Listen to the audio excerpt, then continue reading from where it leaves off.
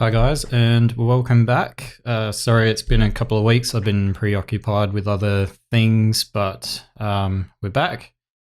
For those of you who are new to the channel, my name's Andrew. I'm a senior look development artist at Rising Sun Pictures. I've worked on, I can't remember how many films now.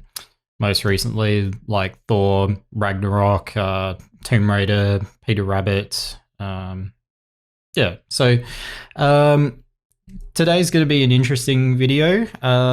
Just a big disclaimer before we start.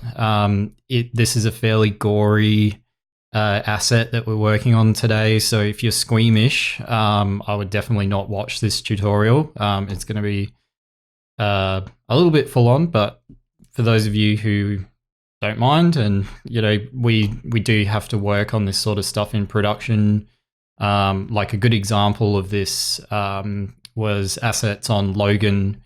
We had to paint all sorts of things like limbs and wounds and all sorts. So we do have to do this. So it is it's a useful skill to have, and it's sort of fun if you like, you know, horror games and things like that. It's sort of fun. But so disclaimer aside, let's get into it. So this is a personal project I've been working on, and this is one of the weapons of a character that I'm making at the moment. So the character is called Slappy Bird, and the idea is that someone was giving him the bird, and he didn't like it, so he took his arm. And now whenever someone gets in his way, he slaps them with this severed arm who's giving them the finger. So I thought it was funny. Anyway, so yeah, it's pretty gory. I'm pretty happy with how it's come out. I might do some tweaks to it still, but yeah, for the most part, it looks pretty good. Let's jump over to Nuke, and I'll show you a render that's got hair and the barbed wire and some, you know, simple comp treatment. So here's the render. So this is the final look. It's it looks pretty full on. So yeah, so I'll run this. So I've just rendered a turntable of this, so you can see how it turned out as a final render.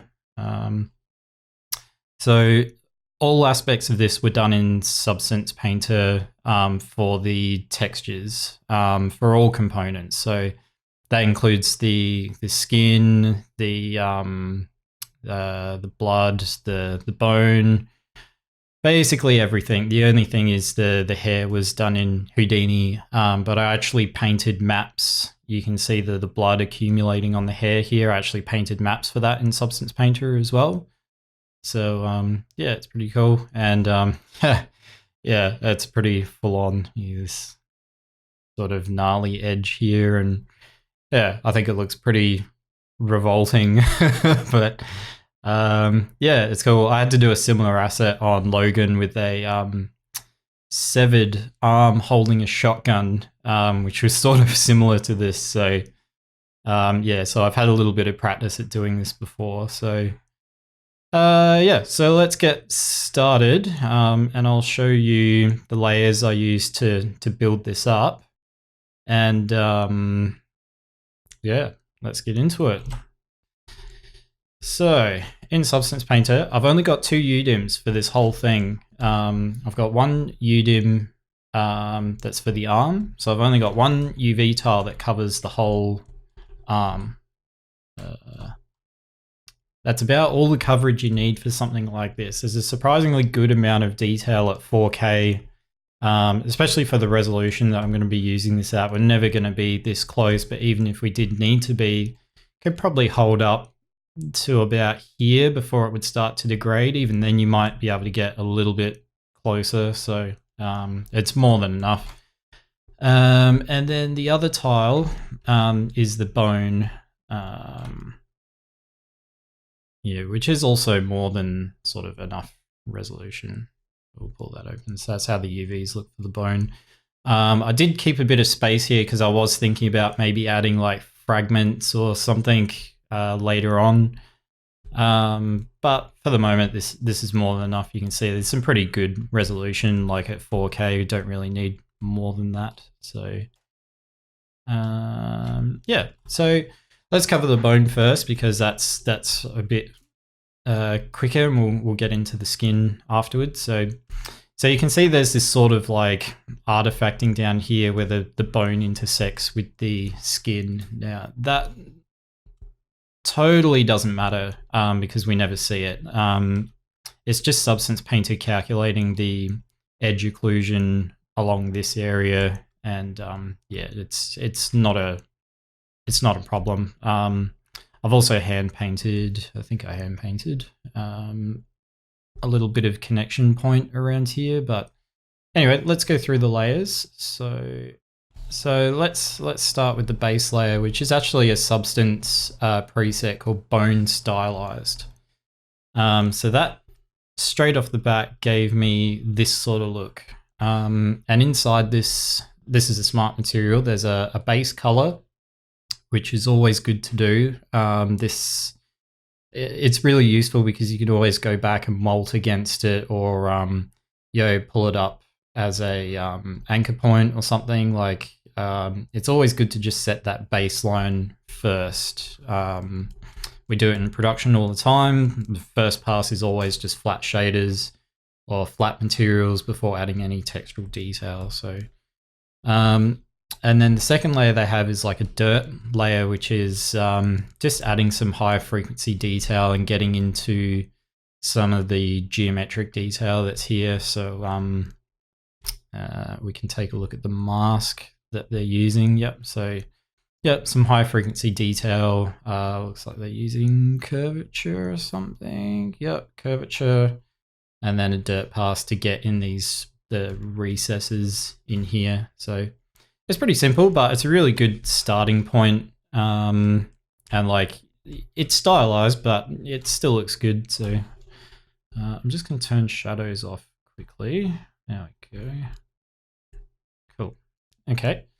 So now we'll get started into my gear. So this is the first layer I have, which is the base sort of blood layer.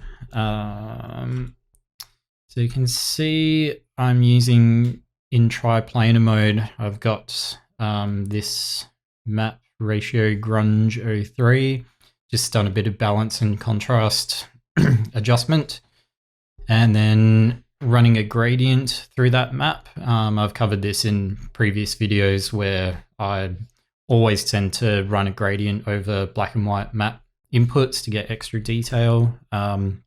Sort of bread and butter stuff with Substance Painter, but if you haven't done that before, I suggest you check out some of the earlier videos. I'll go through that a bit more. And then I've got an anchor point here. And what I'm doing with the anchor point is I'm converting the detail here into a bump map, essentially, so that I can take these details and push them out so that the layering feels like the blood is sitting on top of the bone. So we'll turn that on now, and you can see what a difference it makes. Like this is pretty heavy-handed here because we're zoomed right up, but you can see that it makes a big difference. You get loads of shape, and when the light rolls around it, you really get that feeling that this is sitting on top of that other material and it's not part of the bone.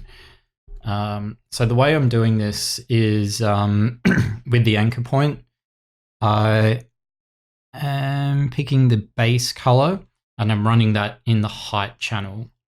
And then if we look at levels, I'm leveling it down just to crunch it a bit so that I don't get too much soft fall off. So if we navigate to the height channel, so you can see that's how it looks. So that's the first layer, blood spots. And then I've got another layer which is sort of the same, which is blood AO. So exact same thing. I'm using the same map with the gradient, same anchor point reference to convert it to height detail. But then I have a little bit of adjustment on this top mask here. So you can see this is what the folder is actually doing. So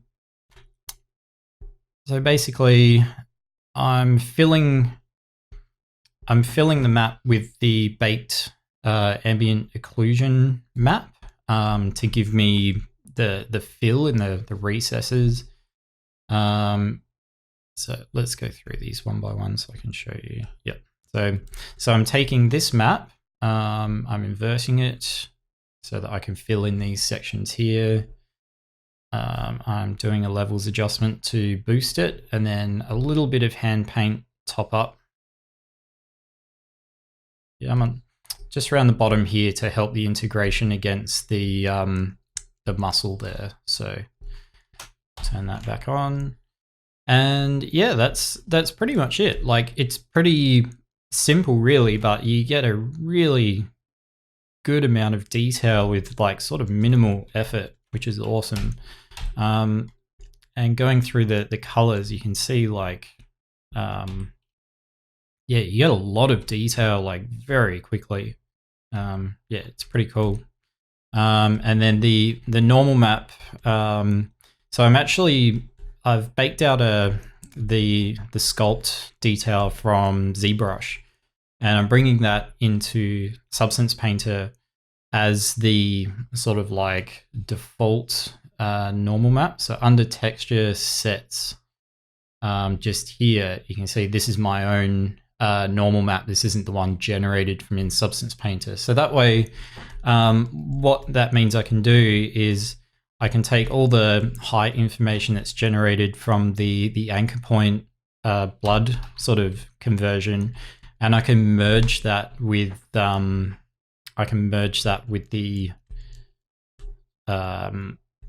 sculpted normal map, which is wicked because you don't have to worry about doing that in the shader or anything. If you do it here, then it's done. You can control everything. You can see it.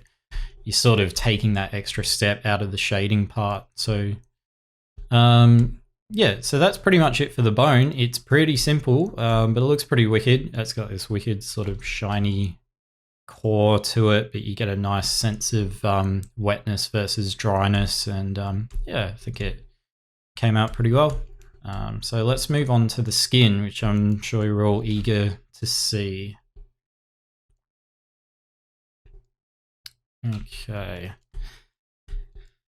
So this is how it looks in Substance Painter. I'll pull up the UVs as well. And we'll go through how each channel looks. Okay, so of course it's in linear. Let me just disable the LUT for a moment. Okay, cool. That's a bit easier to see, isn't it? So this is how the actual color or the albedo looks. And then we've got the roughness, base normal. So you can see I have actually done the skin in Substance Painter for this. It's not displacement. I'm just running it as a normal map. And I'll show you how I went about that in a moment. Height information, which you could run as displacement in the shader afterwards. I did play with that, but it looked a little bit aggressive, so I didn't run it like that. And then I've got IDs for shading. So yeah, red is blood, blue is skin, green is extra dirt and things like that. And then this is the combined normal map. So same deal. I've baked this out from ZBrush, imported it into Substance Painter, and I'm combining all the detail that I've made because I've done sculpted detail in here as well. So you can see that's where the barbed wire sits. So that's all the sculpt information from ZBrush. And then I'm combining that with all the normal information I'm creating in Substance Painter and exporting that back out. So you can see like all the knuckle detail and the finger detail, that was actually done in Substance Painter. That wasn't done in ZBrush. Same thing on the palm. There's like palm detail, and you can see there's finger detail down here. It's sort of like, it's not perfect, but in this scenario, like especially having things at distances this far away, it's more than fine. You sort of don't need to sculpt that detail in if you're not going to see it. So, all right, so let's go through the layers for this, and I'll show you what I did, and then we'll go through an optional. Okay, so the first layer I used was the default sort of Substance Skin Simple, and like that, it's sort of good as a starting point. You get some nice details like in here. It's sort of good as a baseline, but it's like default skin materials, I don't know why, they're just always bad. Like I don't know, like it just the color tone more than anything. Like the secondary map detail and stuff is all fine, but it's always color tone. So I have gone in here and adjusted the tones of these colors to get a more natural like skin tone to start with, like, and even then it's still quite pink. But yeah, so I have adjusted that, but basically it is the same. Let's go through here so you can see, like, this is the default sort of roughness, and you get this sort of default normal map, which is okay. Like it's good. Like there's no point getting rid of it, because we'll just add to it later on. So I've started there, and then I've added my own sort of layer on top of it to basically top this up. So I'll turn this folder on, and this is still pretty pink. And the reason I've done this is so that the colors can push through the heavy amount of like dirt and blood that I've got on here. So you can see it's pretty pink and aggressive, but it is deliberate in this case. But you can see all of a sudden that all of these skin details, like I've added a bunch of things, really pop out. And I have been really heavy-handed with it to, once again, to try and push it through the blood detail that sits on top. So, but yeah, so this was all done in Substance Painter, and I've used a couple of things to achieve this. So the first one is, if you haven't already, head to the Substance Source website and grab these, I think they're from Surface Mimic, these Surface Mimic materials. Now these are wicked for getting this sort of detail, like overall skin detail.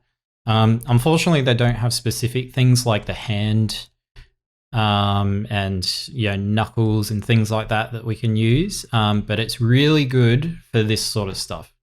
And as a baseline, like to do top up micro detail, it's wicked. So if you haven't already, head over to there and download as many as you can. I just sort of progressively did it over time. They're super, super useful. So let's go through. I'll disable all these layers and go through them one by one.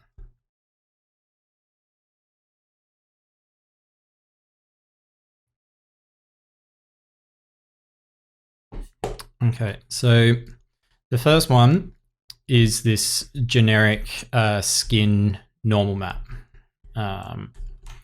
So I can see here, so I do have a mask just to top off the meaty bit, because I don't want any pore detail, skin detail in here, because I want that to be like juicy and soft, I guess. Yeah, soft is the word. But we do want it to come up on all these edges, and yeah. So this is wicked. This is just using I can't remember. I think it was like might have been the like forehead or something. forehead skin, something like that. One of them was really good. I wonder if we can see it. Skin, neck. Oh no, neck. Okay. Yep. So basically I'm just running that as a normal map, and I've set the size, and I'm running that as triplanar. And yep, it's perfectly fine. It might not be completely accurate. Obviously there's like no elbow detail or anything, but once again, it's going to be covered in stuff. So it's really good as a starting point. So I started there. And then I've got this layer called projections. So this is where I've gone in and I've done a bunch of hand projected work, and I've been used. There's a pack from Surface Mimic you can get, which is just hands. So they have like the 32-bit full float sort of like displacement map. So I've brought them in as textures, and then simply like overlaid them over the top and just projected through and just gone through and done this detail in here. So you can see there's like fingerprints and knuckles and the back of the hand and all that sort of thing. So it's literally just lining it up, lining the 2D image up, stamping it on, and just feathering out the edges until I get something that I'm happy with. So it's exactly the same as what you do with like sculpting, except I've just done it in Substance Painter. And I'll tell you what, if you're coming from Mari and you've had to do this process, you are going to love Substance Painter because there is no bake down time. It's just instant. So you can just line it up, feather, keep going, keep going, keep going. And I reckon I did this in a quarter of the time it would have taken me to do in Mari, purely just because there's no bake process. Like it's just so much faster. The only sort of limitation at the moment is that you can only have square images, and if you bring in something that's non-square, it will make it square, so it kind of stretches it. So that's something to be aware of. And you don't have any post 2D manipulation tools, so you sort of have to get it lined up pretty well before you start painting down. But because it's so fast, you can go in and just feather out edges, and you can very quickly rotate and just top things up and very just softly blend everything together, and that works really well. Like that totally works for me.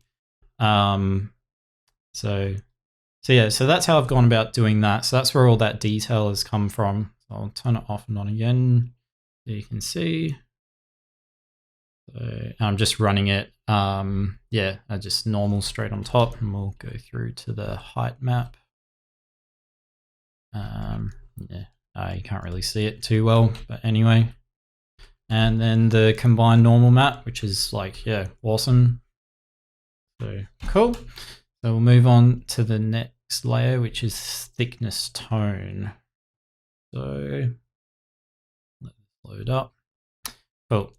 So what I'm doing here is just on the color component, I've taken the base thickness map that's generated from in Substance Painter and running a gradient over it, just like this. So that just gives me a bit of tone on the base of the fingers. So we're starting to get the shape now.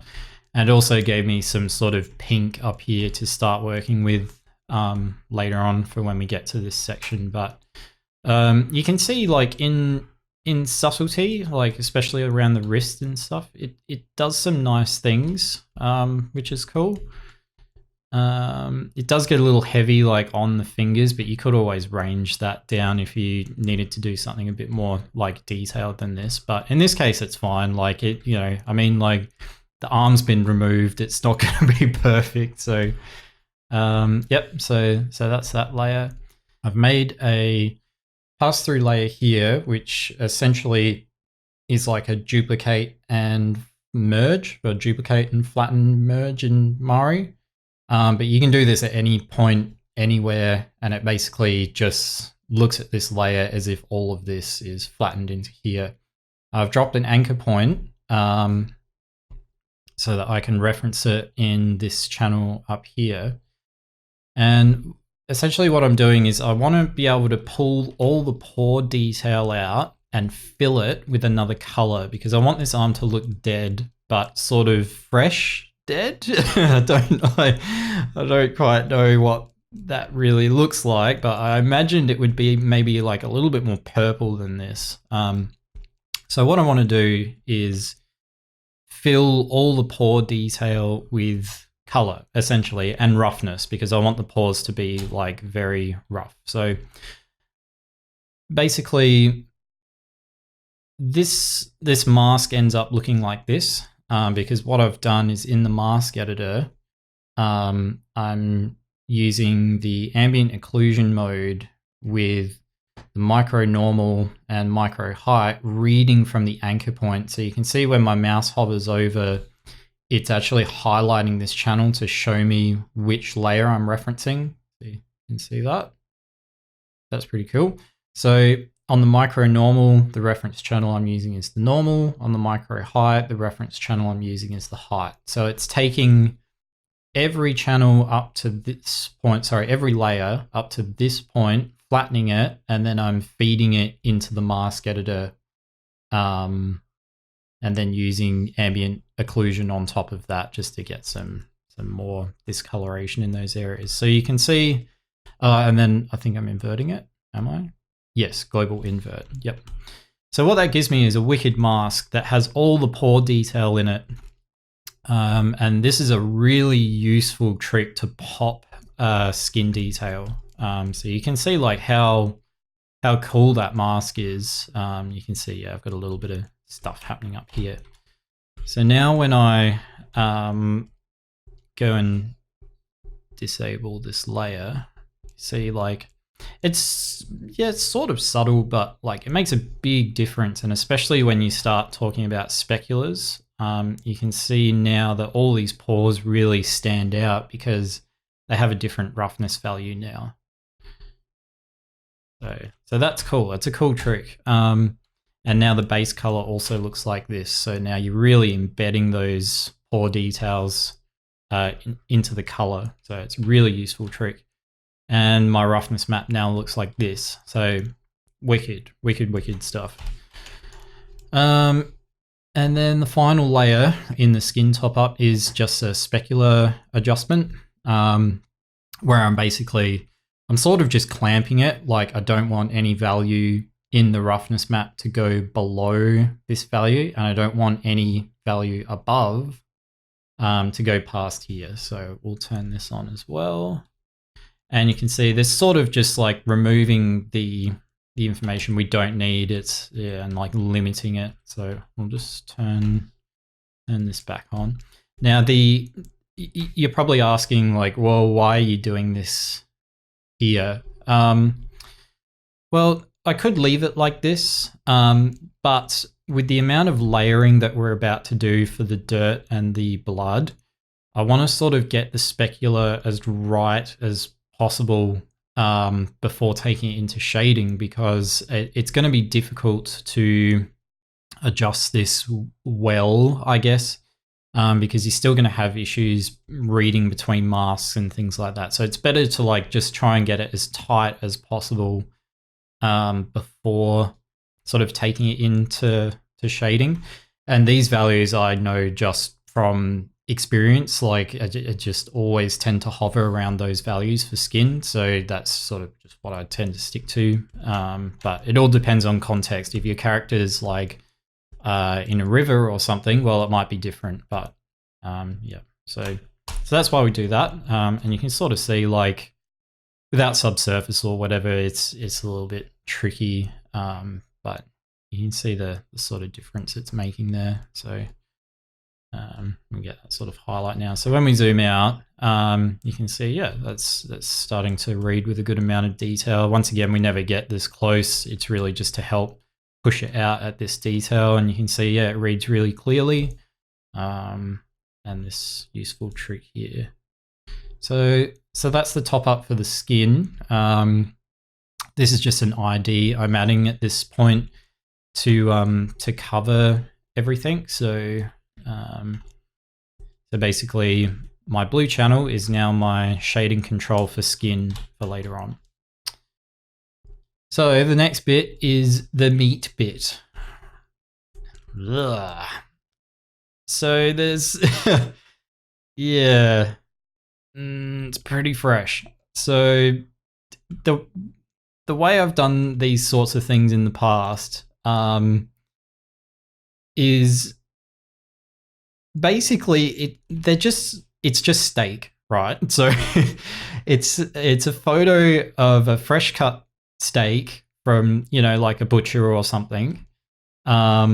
And basically you want to let's just turn the bone off. Oops.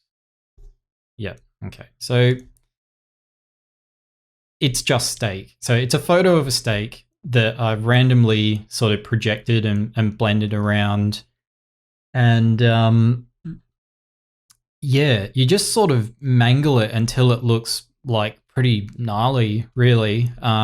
Once again, like square projection, just straight on and just feather it out. And a useful sort of trick is like the edge of the steak where the fat is. That's really useful for doing the edges, like blending. So you can see like, you know, this is the edge of a steak. That's the edge of a steak. And then the fatty bits and stuff. So if you can find like a fatty bit of meat, like take a photo of that, and that's all you need. And it's pretty effective. Like it's sort of yeah, it's pretty effective. So so let's take a look. So the same thing, I'm just doing like basic projections. I'm doing a little bit of a color correction just to bring the photos in line. So you can see that's from the photos. It's yeah, so we need to color correct that a little bit. So just basic color correction just to bring it in line. And then I'm dropping an anchor point, and once again I am converting the color detail to height, because otherwise we get that, and that's sort of, yeah, whilst it's a good starting point, we need more than that. So and now we have this. I think I'm also, yes, I'm mapping roughness in this as well. So I'm converting the color information, just pushing that into roughness. So base color into the roughness channel. So you can see here. And once again, I'm just doing a bit of a levels to set it how I want. So it's basically like these red bits are getting really juicy and the fatty bits are sort of not as glossy. So that's a good trick as well. So now we've got our height and glossy sort of detail all in one go with sort of minimal effort aside from doing the projection work. So that's pretty cool. So that takes care of that really. So we'll move on to the dirt. So the dirt is pretty simple. It's just one layer. Let's have a look at the mask for that. So the dirt looks like this, very generic, just for coverage at the moment. And I'm using grunge dirt large, didn't even adjust the balance on that. And then using another grunge with a bit of a balance adjustment being multiplied. So you can see, so that's how the initial map looked, but it's too strong. So we need to chew it out a little bit with another one. So that's pretty cool. And yes, it goes over the juicy bit as well. That's sort of what I wanted it to do. So that's sort of a good start, and it brings the overall level of the specular down. So it's yeah, starting to make it nice and gritty. And then on here as well, I'm running a very, very slight height top up so that this dirt sits just above the skin. But this was sort of meant to be like a wet mud, like a dried mud on top of the skin. So I don't want it to sit too high up just yet. So the next layer is more blood, and I use the same sort of method as the bone. It's a map with gradation, anchor point, converting it to height, and then using a mask to So now we've got this, and this is where it starts to get interesting, because now that we've got a bit of layering happening, you can see why I kept the fingers so pink before, because it starts to get covered up like really quickly. So you can see that's why I really had to push the color through here, and then same through here on the pores, it gets covered pretty quick. So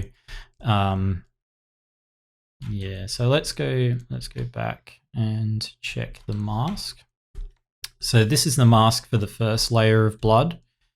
So I'm using leaky spots with a bit of adjustment, leaks dirty with a bit of adjustment, and I think I did have an option in here to adjust the levels if I wanted to, say, clean it up a bit more. So you can see now it's like really spotty and layered, and we can pull through more to the base skin. But I sort of liked a bit of like contamination from that mask. It sort of gave an overall juicy feel, so I just ran with it. And we'll go to the next layer. I think I might have had this layer turned off, but I had, yeah.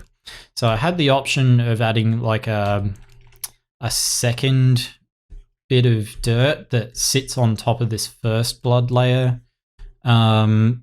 just to add more complexity in the layering, so that you can read that this dirt really sits on top of the blood, which sits on top of the skin. So you can really get that read of layering. But I think I ended up turning it off because it was just a bit too much in the end. But that's all built in the same way. And then we have another blood layer. I think this was more for up here. Yes. Okay. So this was just a bit of a top up for around the bone. And then same deal, I'm converting everything to height information from here. So you can see there, just bumps it up a little bit. And yeah, that's it really. Put the bone back in and away we go. So yeah, that's sort of it. That's sort of how I went about creating the textures for this. And then lastly, something I always do, and you should always do as well, when you think you're happy with something, is drop it in each environment in here and test the response, just to make sure that everything is sitting exactly how it's supposed to. Because definitely I would do some of these values and go, oh, hang on, it's jumping out in this lighting environment or jumping out in another lighting environment, and I'll go back and make adjustments accordingly to make sure that it sits in as many environments as possible. So you can sort of see a little bit blue in that environment, but yeah, and here sort of, yeah, that sits well. Color's okay.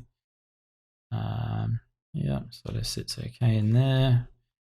Studio's fine. I tend to always work in this Tomoco Studio one, like it's really neutral with good lighting, that sort of thing. So yep, gnarly.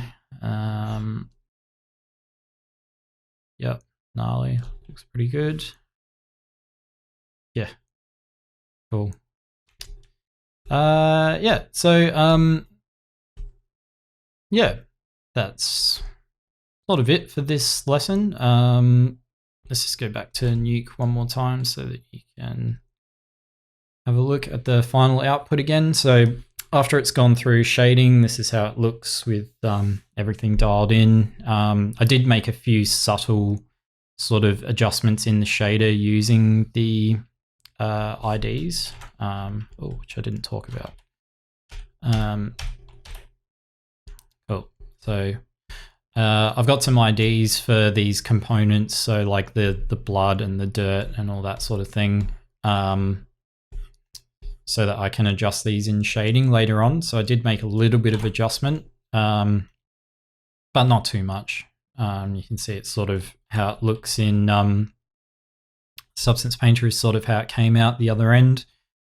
And yeah, the normal maps are working just fine. You can read enough skin detail through there that I wouldn't need to go back and resculpt that or anything. And then yeah, with subsurface and proper shading, it looks pretty gnarly. And yeah, it's like subsurface on the bone and that sort of thing. You get a pretty wicked look. So yeah. So I'll leave it there. It's a bit longer than our normal videos, but yeah, I'll be getting more into this with the remaining character probably in a couple of weeks' time. And if you guys have any questions or comments, just leave them down below and I'll do my best to answer them. And like, even if you have questions about what it's like to work in the industry or anything like that, definitely leave them down below and I'll try and answer them for you. Like maybe at the end of these videos, I'll do a bit of a Q&A for people.